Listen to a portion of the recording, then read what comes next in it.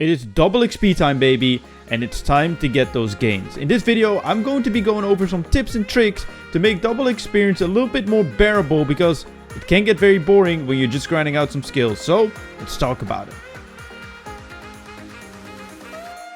Yo, what's going on, guys? My name is Velric, and today we're going to be talking about how you can make double experience a little bit more bearable whilst grinding it out. Because at least I always find it that it's very difficult to fulfill my 48 hours of double experience, and you don't have to. Like, you're not forced to fulfill it, although you probably have the feeling I would be wasting it if I don't do so. So the chances of you playing a little bit more than average is very high in this week. So I just wanted to kind of go over some tips and tricks to just not get bored and to still get your gains in, but make it a little bit better. And no, they're not going to be the obvious things as go watch YouTube and your favorite creators. These are actual tips and tricks that might help you as well, and maybe even make you a little bit of money during double experience. So if you do enjoy this video, definitely consider giving it a like. It genuinely helps me out. Subscribe if you're new. Also, make sure to turn on that bell, because I saw my stats that barely anyone turns it on. Make sure to turn it on, because it genuinely helps me out getting the notification out to you guys, and you guys will get my videos if you do enjoy them. And also, let me know in the comment section down below, what are you currently working on regarding double experience? And without further ado, let's go into it. Oh, by the way, I'm live every single day on Twitch at 5 PM game time. There's a link in the description. You know where to find me, at @JavarOKRS, every social media platform. Let's get into it.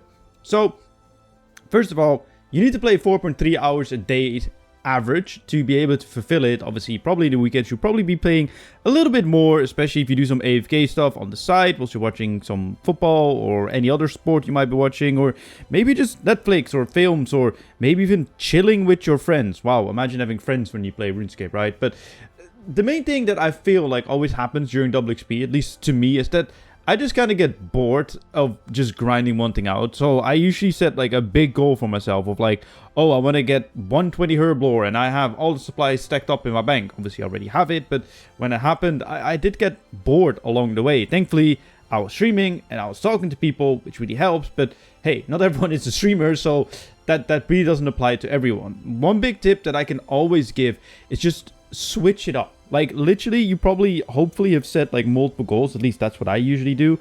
And if you don't, then switch it up with, like, some things like PVM or clues. Like, you can pause your timer, right? So, make use of that feature. You don't have to finish all your 48 hours of double experience during this event. And you can even trade in an hour of double experience, especially starting now when you might already know that you're not going to be finishing it because you have work or you have school or whatever, to Vic the Trader or Nick the Trader, whatever his name is.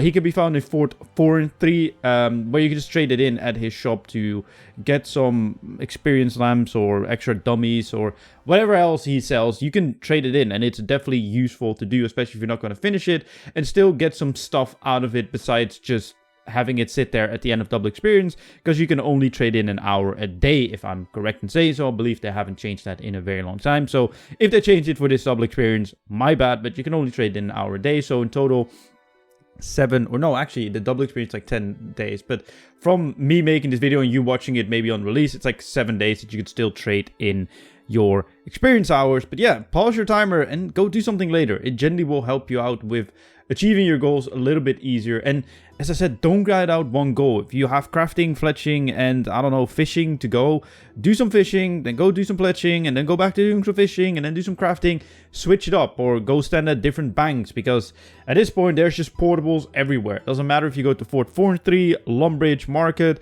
or even World 25, the Well of Goodwill. If you don't know, there's a lot of portables there as well, if you are looking for them. But quite frankly, on any busy world right now, they're just portables. But on the aspect of making some money, I made a whole video on it, like a bit more detailed, so if you are interested in it, definitely go check it out. But if you want to make some money during double experience, you might want to be buying some supplies like right now. And I mean supplies as in PVM supplies, because a lot of people are going to be selling their vulnerability bombs that they're making for double experience, or they're going to be selling other useful things that you might want to disassemble for some components because they're making it with crafting or with fletching. yeah, go buy them right now. You will probably be saving a lot of money if you do so, because everyone wants to get their money back as quickly as possible because they might have miscalculated and needed some more supplies, or, you know, they were like, oh, I have more time left, so I actually want to be able to do another skill, but I don't have the money. Guess I'm selling my supplies now.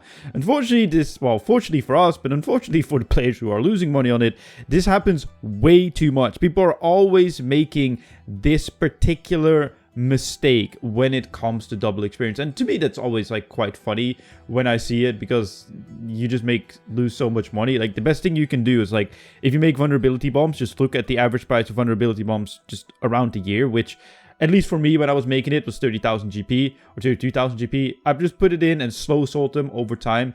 Thankfully, I pulled a blood die beforehand, so obviously I had enough money to be able to do so.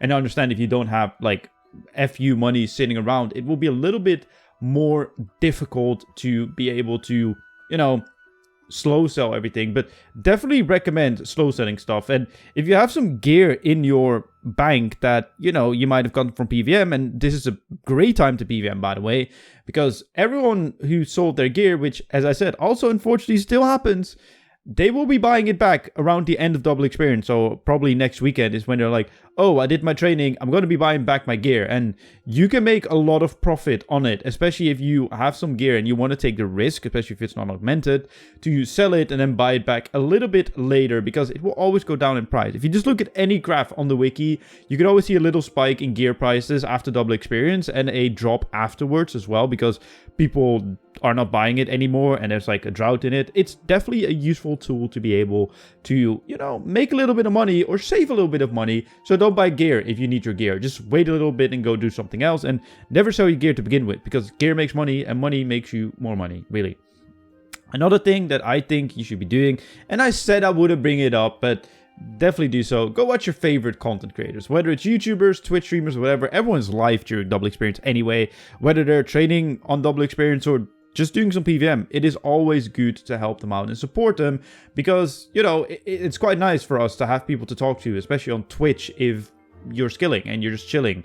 And the same with YouTube content. There's some incredible series going on, like Micro's locked account, like his area locked account, or Rayo's legacy locked account, or Waydot's Iron Man series. Great series to watch. And Yoni's, what's it called? Yoni's One Chunk Man, or Wildlock's Wilderness Locked Iron Man, or Let's Discuss Arrests and Ice podcast, where we have people like the RS guy, or Mod Lee, or ex-Mod Lee, on the podcast. We even have Modazana, which was really, really cool. But yeah, go check out your favorite creators and just, you know, have some fun during double experience. You're not forced to complete the 48 hours. Like, it's already better that we're no longer have the weekend, because if you don't know, if you're a new player, we used to have a double experience weekend, which literally started on Friday and ended at Monday during the patch. So people were putting in ridiculous hours to just be able to crank out as much gains as possible, and it's so much better that they just made it into like a 10-day event or something, where it starts on the Friday and it ends on the Monday afterwards, not the first following Monday, which was yesterday,